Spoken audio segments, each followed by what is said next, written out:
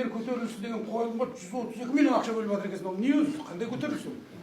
Ол жерде 132 миллион емес, 90 миллион. Екі шара бұл жерде екі шара. Біреуі Түркістанды түлеткен деген салтанатты шара. Екіншісі мына келіндер көтеріліс. Екеуі жалпы 132 миллион теңге. Жалпы сол екеуі не нәрсе? Арзима? Жазалар әрине өз қойылымын көрсетіп ақша тауып отырған жоқ па? Жоқ. Басқа қалаға көрсетіп, бұл жерде сол декорациясы бар, жаңағы сахнасының қажетті шығыстары бар, 90 миллион теңге келіндер көтеріліс. А Түркістан түлеткен салтанатты шарасына 42 миллион теңге. Жыл үздігі ғой, жаңағы Түркістан түлеткен деген жыл үздігі, жылда өтетін. Оның қаржысын бізде жылдың басында қойылған жоқ. Сол қойылғанда арзымайтын ақша қойылды, қазір 500 мың теңгені қалды. Бюджетпен жөндеп сөйлессе, арзымайтын ақша деген сөз. Жоқ, 500 мың теңгеден сонда жыл басында біздің жоспарлаған қаржымызда 42,5 миллион теңге болады.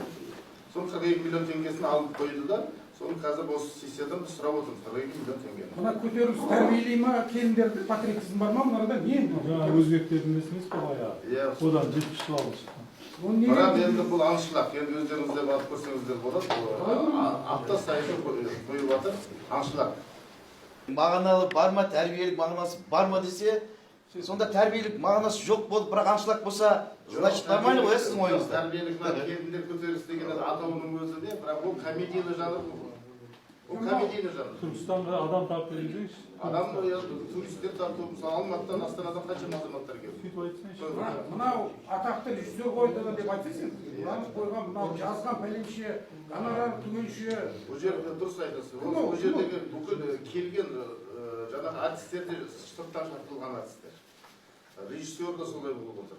Өзімізде жоқ. Музыкасын жоқ, өзіміздегі бар болғанменен ондай деңгейдегі біздегі анау спектакльдің біздің спектакль, біз театр қазір 3 жыл болды ғой, сондықтан 3 жылдың ішінде оншалықты атағын көтеру үшін сырттан шақырып қазір жас буынды тәрбиелеп жатыр. Бөрте пьесасы қойыпты. Ол қазақтан шыққан Бөрте деген ананы дәріптейтін бүкіл дүниежүзі көрсетті.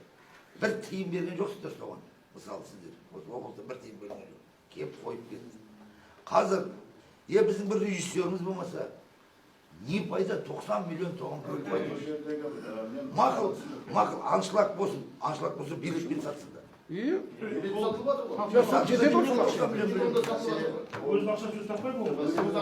Еш уақытта театр өз ақшасын өзі таба алмайды. Ол ақша басшыға жұмсайды онда. Әзеке, мақсат не өзі? Кім өзі артында кім тұр ма? Мақсатты білейікші, мақсат не? Мақсаты ол жерде театр саласын дамыту. Дамытайын десеңіз, ол біздің әртістеріміз жоқ болса, қайтамыз? Әртістеріміз жоқ емес, ол жерде бір сырттан шақырылған 4 әртіс бар, режиссер бар болды. А ол жерде 100 адам ойнап жатыр. Басты рөлдердегі Қазақстан Республикасының еңбек артистер. Қазір осыған қанеке, құрметті әріптестер, осыған қазір қайтып қалайық.